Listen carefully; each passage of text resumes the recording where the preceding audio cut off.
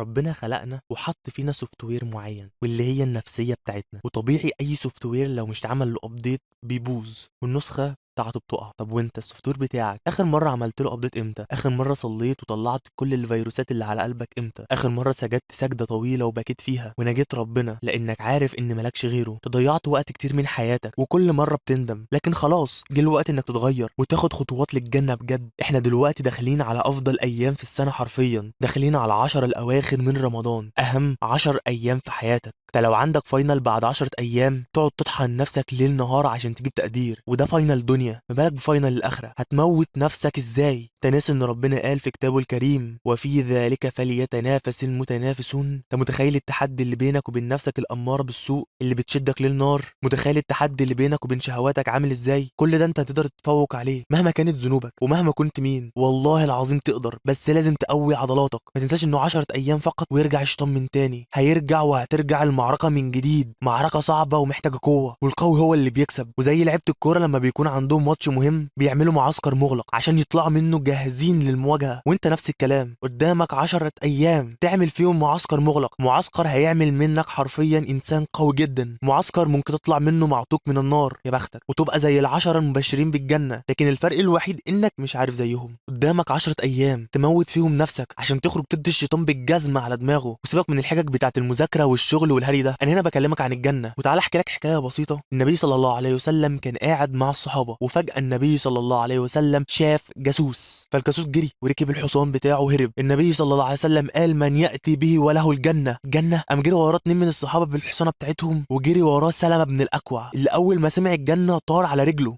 طار ورا الجاسوس. كله رجع الا سلمة، كل ما رجله توجعه يفكر نفسه دي الجنه يا سلمة، وجري مسافه رهيبه لدرجه ان الجاسوس نزل من على الحصان بتاعه وعسكر عشان ظن ان مستحيل حد يجي ورا المسافه دي كلها، لكن سلمة لا، سلمة عارف ان دي الجنه، جري وجابه ورجعه للنبي صلى الله عليه وسلم ونال الجنه. قاتل المئة نفس لما عرف انه له توبه ما قالش هقوم الم موادي وبعدها اتحرك، ولا هخلص شغلي وبعدها اتحرك، قام جري على الجنه، جري وما فكرش في اي حاجه تانية. ودي فرصتك يا حبيب اخوك انك تجري وتتحرك، ال10 ايام دول فرصتك للجنه للتوبه. قوم يلا، مستني ايه؟ قوم وخلي عينك على الجنه، قوم واوعى تفكر في اي حاجه تانية، وافتكر حديث النبي صلى الله عليه وسلم خاب وخسر من ادرك رمضان ولم يغفر له.